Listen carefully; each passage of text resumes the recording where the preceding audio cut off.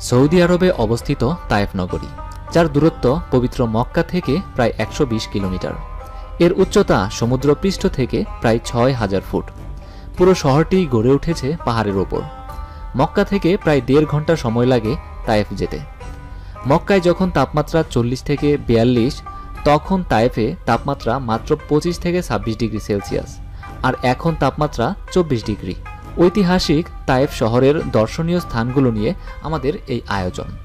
ইতিহাসের পাতায় তায়েফ নানা কারণে আলোচিত। এই তায়েফের বনি সাকিফ গোত্রে নবী করিম সাল্লাল্লাহু আলাইহি সাল্লাম দুধমাতা হজরত হালিমা সাদিয়ার ঘরে লালিত পালিত হয়েছেন।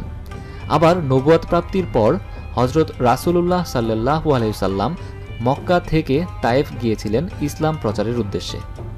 কিন্তু তায়েফবাসী ইসলাম গ্রহণের পরিবর্তে নবীকে অত্যাচার এবং নিগ্রহ করেছেন। ইসলাম প্রচার করতে গিয়ে রাসূলুল্লাহ সাল্লাল্লাহু আলাইহি সাল্লাম তায়েফে প্রায় ১০ দিন অবস্থান করেছিলেন। তারপর ফিরে গেছেন তায়েফবাসীর নানা নির্যাতন সহ্য করে। এরপরও মুহাম্মদ সাল্লাল্লাহু আলাইহি সাল্লাম তায়েফবাসীর জন্য দোয়া করে গেছেন।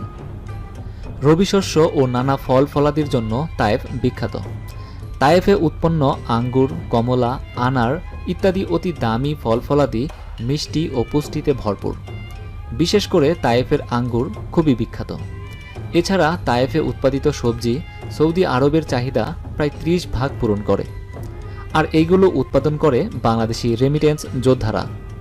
এছাড়া তায়েফকে বলা হয় ঐতিহাসিক ও প্রাকৃতিক সৌন্দর্যের লীলাভূমি, চমৎকার সাজানো গোছানো শহর। শহর জুড়ে রয়েছে নানা ভাস্কর্য। হজরত আবদুল্লাহ ইবনে আব্বাস মসজিদ তায়েফ শহরেই অবস্থিত। এটি তায়েফের কেন্দ্রীয় মসজিদ। এইখানে তার মাজারও অবস্থিত। হজরত আবদুল্লাহ ইবনে আব্বাস রাদিয়াল্লাহু তাআলা আনহু হলেন রাইসুল মুফাসসিরিন।